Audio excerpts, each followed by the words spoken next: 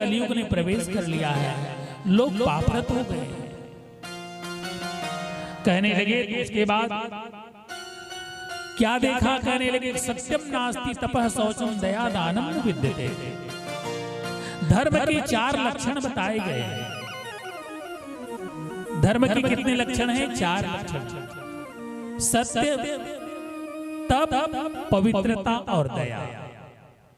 अब तो व्यक्ति सत्य तो बोलता ही नहीं, सत्य बोलने वाले तो बहुत कम सत्यवादी। सत्य क्या है?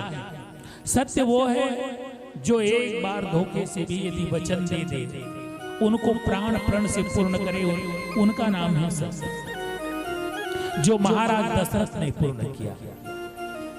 रघुकुल रीत सदा चली जाई, प्राण जाए पर वचन।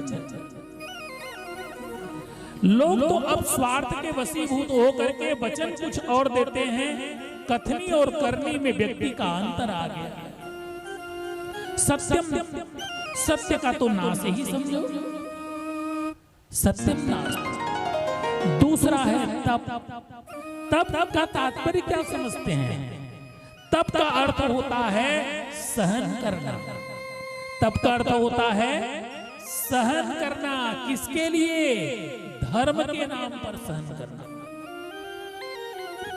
ये तप है। यदि पतिव्रता स्त्री किसी स्त्री का विवाह हो गया, परंतु आपके भाग्य ने पति को क्रोधी बना दिया, पति को रोगी बना दिया, पति को दरिद्र बना दिया, पति को कुमार्गी बना दिया, तो भी आप उस पति को परमेश्वर समझ करके पूजन करते हैं, तो वो जीवन आपका तप है। वो जीवन आपका तप है। तप का सीधा सा अर्थ है सहन करना। किनके नाम पर? धर्म के नाम पर। ऐसा नहीं है कि आप जंगल चले गए और धूप में तप रहे हो, आग जला के तप रहे हो, ये तप नहीं है। तप तो आप खा के भी कर सकते हो, भोजन करके भी आप तप कर सकते हो। और जो आदमी भोजन ही नहीं करेगा वो तप क्या करेगा? मैं तो यही कहता हूं। कैसे संतोष? जिन भाती नहीं खाई थी भजन का करी, जो भोजन नहीं करी तेरी भजन कैसे करी? वो तो राग ही नहीं बना। तप का अर्थ होता है धर्म के लिए सहन करना। एक ही इनके परिभाषा में परिभाषित होता है। यदि आप धर्म के नाम से किसी भी प्रकार के कष्ट को सहन करते हैं तो वही तप है। पवित्रता, पवित्रता, पवित्रता किसकी? तन की नहीं, मन की पवित्रता चाहिए। मन पवित्र हो, भावना पवित्र हो। यदि आपकी भावना पवित्र है तो शरीर शुद्ध रहे ना रहे इससे कोई फर्क नहीं पड़ता। इसीलिए सन्यास परंपरा में आप लोगों ने अघोरी लोगों को भी देखा है। ये भगवान शिव के ऐसे भक्त होते हैं कि उनके सामने बड़े बड़े भगवान शिव अघोरियों को सबसे पहले दर्शन दे जाता है। क्यों? सबसे ज्यादा अशुद्ध वही व्यक्ति है, परंतु भगवान शिव से क्यों प्रसन्न होते हैं? क्योंकि सबसे ज्यादा शुद्ध वही है। बोलिए श्री बांके बिहारी लाल की जय। पवित्रता मन की होनी चाहिए, तन की पवित्रता से भगवान प्रसन्न नहीं होते। इसीलिए राम जी कहते हैं निर्मल मन जन सो मोहि पावा। व्यक्ति तो वही पा सकता है। और चौथी बात है दया। दया किनके प्रति? किनके प्रति दया? पुत्र के प्रति दया, परिवार के प्रति दया, समाज के प्रति दया। किनके लिए दया? बताइए दया किन पर करनी चाहिए? थोड़ा बोलो तो सही। अरे भाई हमारी बेटियां इतनी पढ़ी लिखी है, बहुएं पढ़ी लिखी है, हमारी सभी लोग तो पढ़े लिखे लोग। दया किस पर? बिल्कुल नहीं।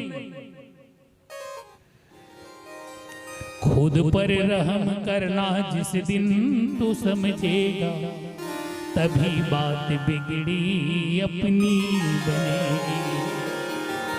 राम के चरित्र को जीवन में अपनाने के लिए व्यक्ति सब पर दया करता है, अपने आप पर दया नहीं करता। जरूरत है अपने आप पर दया करने की।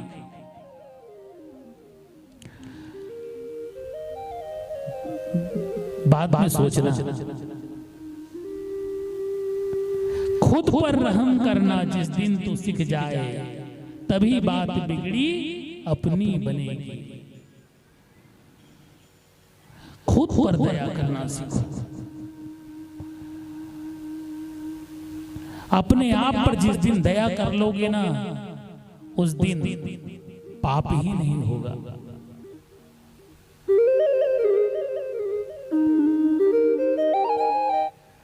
परंतु ये चारों चीजें नहीं है कलयुग में। सत्यम नास्ति तपः शौचम दया दानम न विद्यते, उदरम भरिणो जीवारा कहने लगे कि पेट भरने के लिए, उदर को भरने के लिए लोग विद्या सीख रहे हैं, जिनको देने के लिए परमात्मा पर लोगों ने भरोसा करना छोड़ दिया। पेट को भरने के लिए लोग विद्या अध्ययन कर रहे हैं, जबकि परमात्मा ने संतान जन्म पर होने से पहले मां के स्तन में दूध आ जाती है। भला बताइए, संतान का जन्म बाद में होता है, पहले स्तन में मां का दूध भराता है।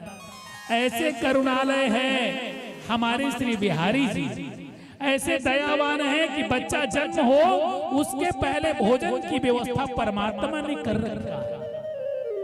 परंतु हम सीख क्या रहे हैं? ये पेट भरने की विद्या सीख रहे हैं। कितना बड़ा दुर्भाग्य है।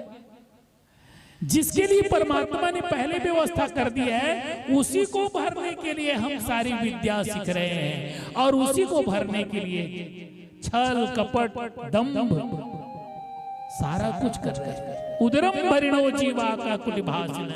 इसी पेट को भरने के लिए व्यक्ति झूठ बोल रहा है, कुट भाषण कर रहा है। ऐसे कलयुग को मैंने देखा, मुझे बड़ा दुख लगा। कहने लगा कि घर में जब गया तो मंदा सुमंद मतियो मंद भाग्या ही उपद्रुता। परिवारों में जाकर के देखा तो घर घर में कलह हो रही है, भाई का पुछाड़ी नहीं है, और साले की खूब सम्मान हो रहा है। इस तरह की बड़ी दुर्गति है महाराज। मेरा मन बड़ा दुखी हो गया, और इस तरह से देखते देखते मैं जब वृंदावन पहुंचा तो वृंदावन में तो और एक बड़ी विचित्र बात हुई। बोले वृंदावन में क्या हुआ? वृंदावन जिस समय मैंने पहुंचा तो वहां एक स्त्री को मैंने रोते हुए